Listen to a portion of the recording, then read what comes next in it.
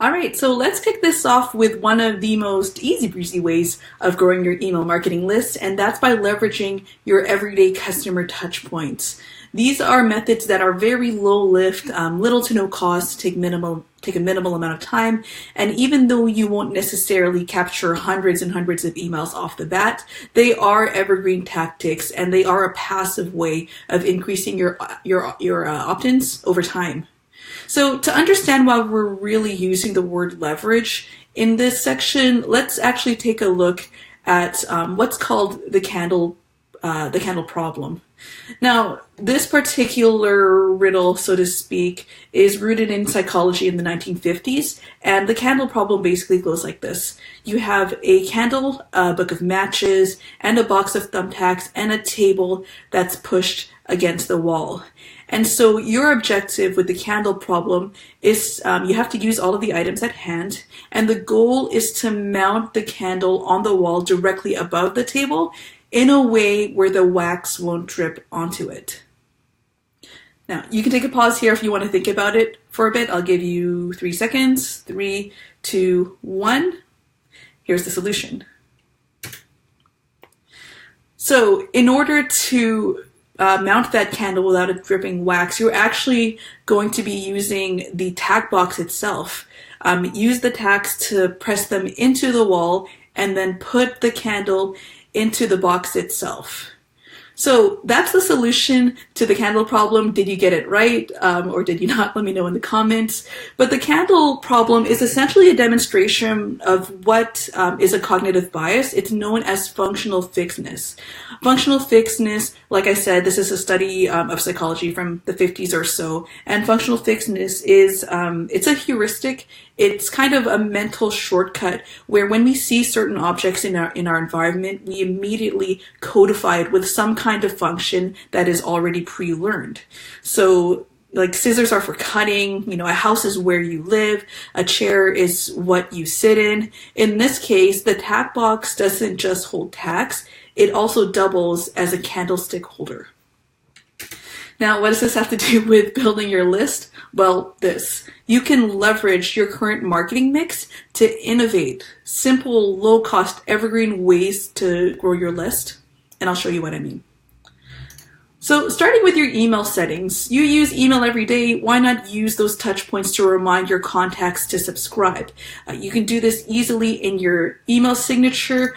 Here's an example that I mocked up right at the bottom. So when you do these kinds of things, just make sure that you provide some kind of verbiage to set expectations. So in this case, you'll see right above me, this is for cruise deals. That also includes Ensemble Travel exclusive offers. And if you subscribe, it'll come into your inbox every Monday morning.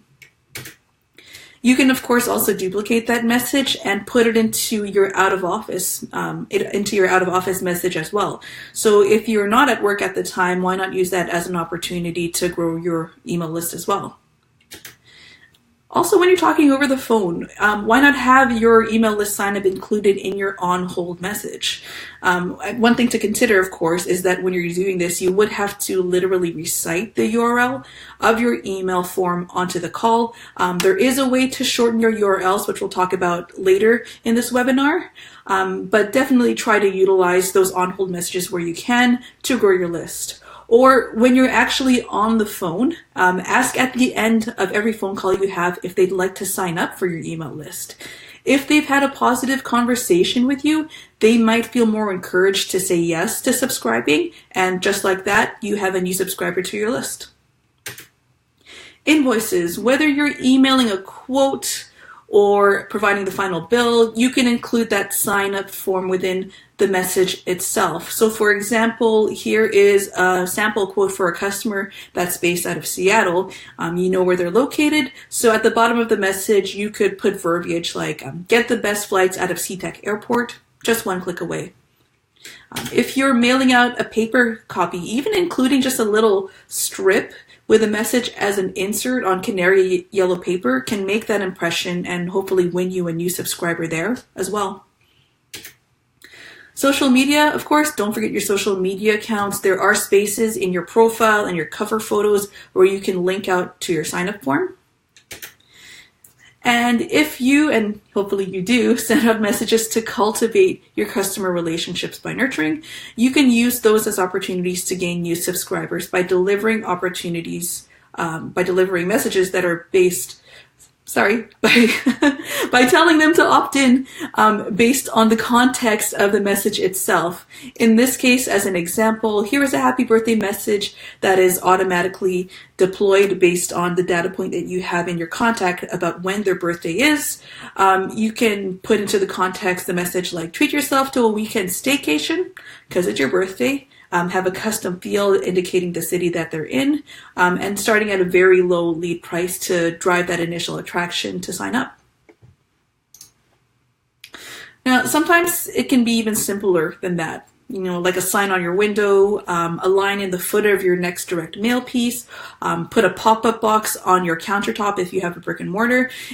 Growing your email list through your existing communication channels doesn't really have to be that complicated.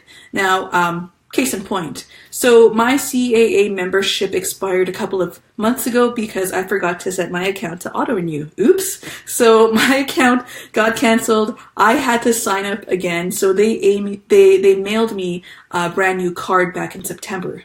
Now, on the card itself, you're going to see this sticker and you can see that it reads, stay in touch. Sign up to receive BCAA emails with exclusive deals. Go to this URL to sign up for our list. Now, this is a perfect example of a simple tactic to grow your list. And the reason why this particular tactic stands out to me is because in the time that it took me to peel off that sticker from my new card, I absorbed that message in full.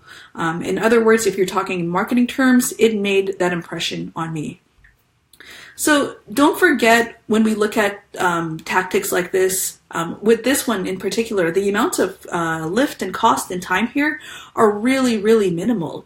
If you decided to take this on yourself, even if you were just printing this out through your inkjet printer and writing out the labels on Microsoft Word, you can get these address labels off of Amazon, and it's $4, I'd say, for 3,000 labels or so. It's very, very affordable. But once you print it out, you have in your hands an evergreen tactic that you can use until you run out of stickers, whether it's using it as a sealant for all of your mail correspondence, whether you're slapping it on to the next postcard that you send out. This is a very easy, cost-effective way of making that impression and helping to grow your email list over time.